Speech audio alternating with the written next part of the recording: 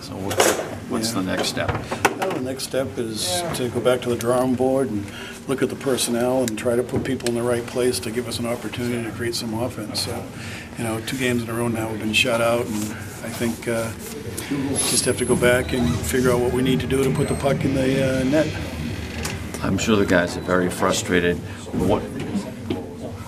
What avenue do you take to get these guys to stop grabbing their sticks so tight and just relax a little bit and have fun? Because if you're not having fun, you're making yourself miserable. Well said. Well said. I think that's the case. We look at some of these guys in practice, and they're very relaxed, and we're trying to relax them a little bit out here in the game. Our movement of the puck, our shooting of the puck is a lot different in practice than it is out here, and we just got to figure out how to carry it over. But it's, as you said, they're high school, teenage kids, and they try to press a little bit harder because they can add up, and they know it's been 0 for 2 and 0 for 4 and 0 for 6, and Medford we were 0 for 7, so pushing a little bit. But yeah, we'll go back to the drawing board. We'll work. It doesn't get any easier next week. We have 3 good games next week, so we'll see what we have to do. It seemed like managing the ice, certainly in the first period, you guys kind of were doing some of the things you wanted to do, but just couldn't finish off with a great scoring opportunity. I think we did a lot of good things in the first period. I think that's very encouraging. We'll try to build off of that as we move forward.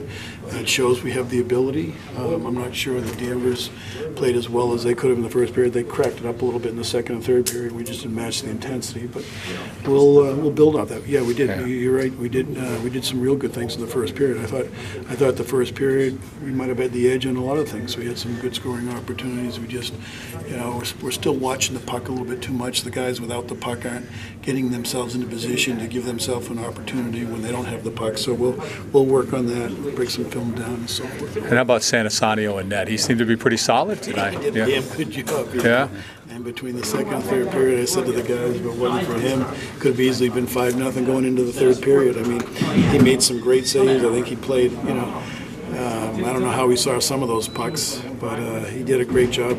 And can't fault the goalie at all. I thought our goalie played very well. The nature of the game, it's, unfortunately you're not scoring goals, but if you've got a netminder, you can build on that because he's going to keep you in the game, so hopefully till you guys figure it out. And we were just talking with one of the coaches who did the stats up there. A lot of their shots in the second and third period came within the box, between the top of the circle and the goal. And so we got to do a better job of creating the box and getting a little bit tougher, defensively, moving some people out and, taking away those shots. So, those are the things that are killing us. And it really wasn't a lot of the first shots. I think a lot of the goals were second opportunities. So, we're just not picking up bodies. We've got to work on getting our heads on the swivel a little bit better and picking up those loose men.